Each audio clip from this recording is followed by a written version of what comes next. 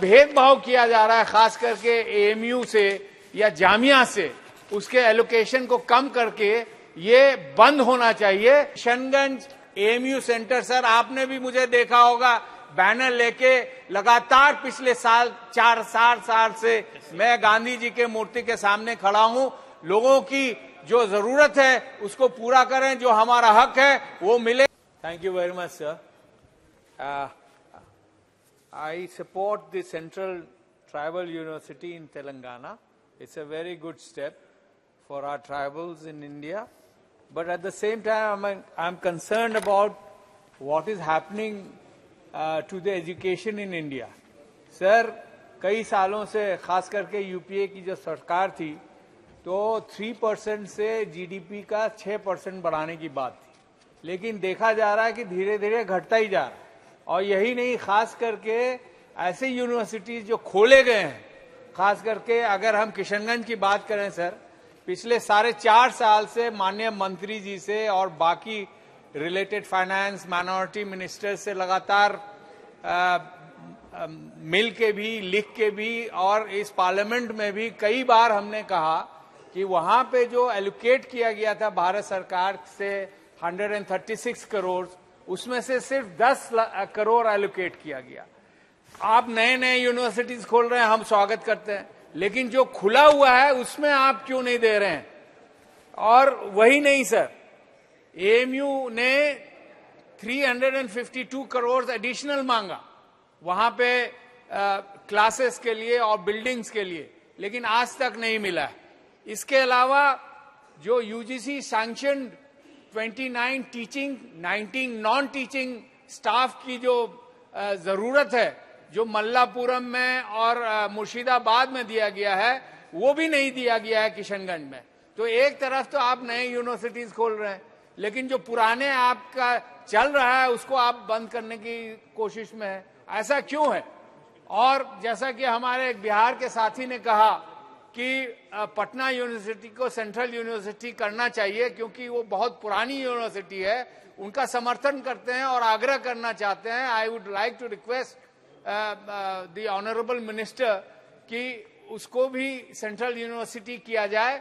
और जो भेदभाव किया जा रहा है खास करके एएमयू से या जामिया से, उसके एलोकेशन को कम करके ये बंद होना चाहिए। और जिस तरह जेएनयू का एलोकेशन बढ़ाया गया है या बीएचयू का बढ़ाया गया है, उसी के आधार पे वहां पे भी बढ़ाना चाहिए। हमें कोशिश ये करनी चाहिए कि हमारे बच्चे जहां के भी हों उनको अच्छी सुविधा मिले, ताकि हिंदुस्तान के विश्व गुरु बनाने में उनका भी सहयोग रहे और हिंदुस्तान आगे बढ़े। दूसरा सर, मेरी गुजारिश ये भी होगी कि जैसे हमारे एक बीजेपी के साथी रूडी साहब ने कहा कि बिहार, वो बिहार है सर नालंदा, जहां पे दुनिया के स्टूडेंट्स आते थे और हम सब जानते हैं उसके बारे में। लेकिन अफसोस की बात यह है कि आज बिहार के ज्यादातर स्टूडेंट्स को कॉलेज, यूनिवर्सिटीज और क्वालिटी ऑफ एजुकेशन की कमी की वजह से बिहार छोड़ के अलग अलग राज्यों में जाके तालीम हासिल करनी पड़ती है। तो मेरी आग्रह है, I would like to request the Honorable Minister on through you, sir, that the education in Bihar should be taken very seriously, and there is a lack of medical colleges. यहाँ पे हमारे हेल्थ मिनिस्टर भी हैं। उसके अलावा IIT नहीं है, ITIs नहीं है।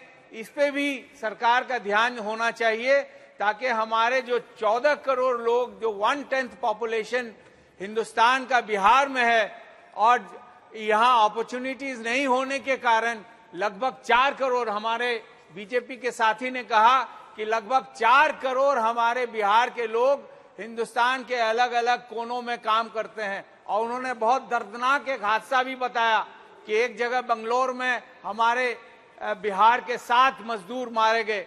और इसी तरह हर महीने कहीं ना कहीं हमारे मजदूर मारे जाते हैं जो बिहार से ताल्लुक रखते हैं।